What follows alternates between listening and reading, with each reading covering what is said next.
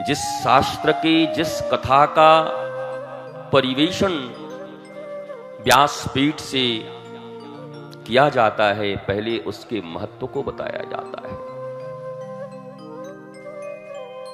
कहीं उसके महत्व से चूक कर कोई व्यक्ति, कोई मनुष्य जो अत्यंत ही निडी हो, जरूरतमंद हो, आवश्यकताओं से गिरा हुआ हो, उसके महत्व को न सुनकर न समझकर कहीं इस विराट से चूक न जाए, कहीं समाधान से चूक न जाए। इसलिए जीवन का एक सीधा सिद्धांत है,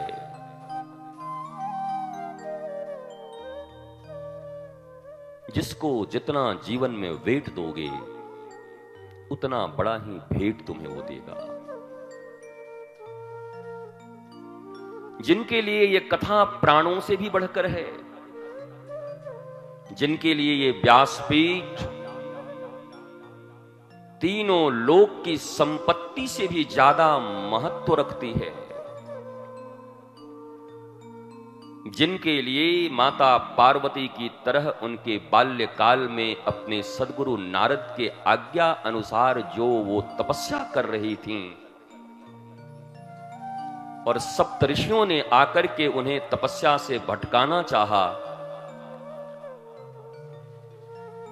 और छोटी सी बालिका जगदम्बा पार्वती,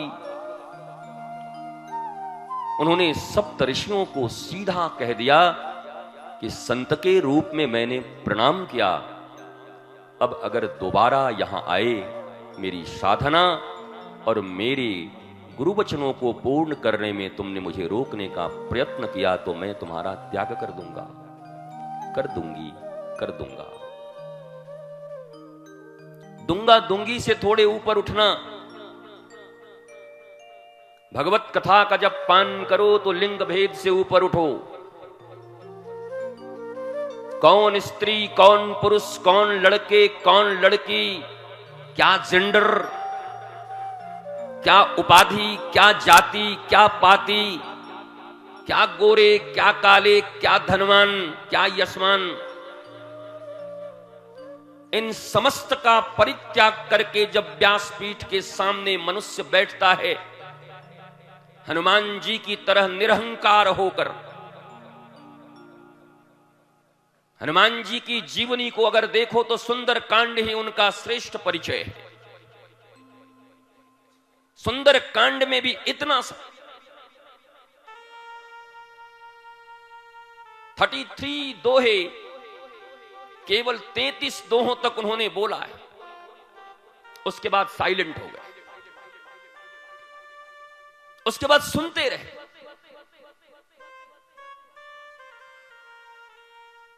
भगवती सीता रूपी शांति की खोज केवल हनुमान को ही नहीं है, हमारे तुम्हारे जैसे इस पृथ्वी पर आए प्रत्येक जीव की ये खोज है।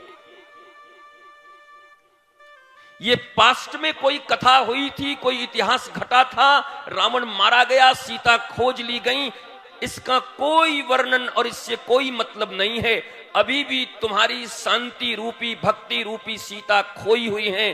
रावण मोह और अहंकार ने तुम्हारी शांति, तुम्हारे प्रेम, तुम्हारे आनंद, तुम्हारे सुख को अपहरित कर लिया है, किडनैप कर लिया है, और तुम्हें भी हनुमान की तरह उनका खबर लेना है और जानकी का पता करना, अर्थात अपनी शांति का पता करना है। दिस इज द मर्म ऑफ दिस कथा। मर्म न जाने धर्म बखाने। मर्म क्या है?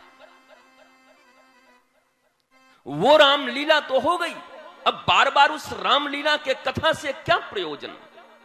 जो बीत गई सो बात गई, माना वो मधु का प्याला था। Past is history, future is mystery.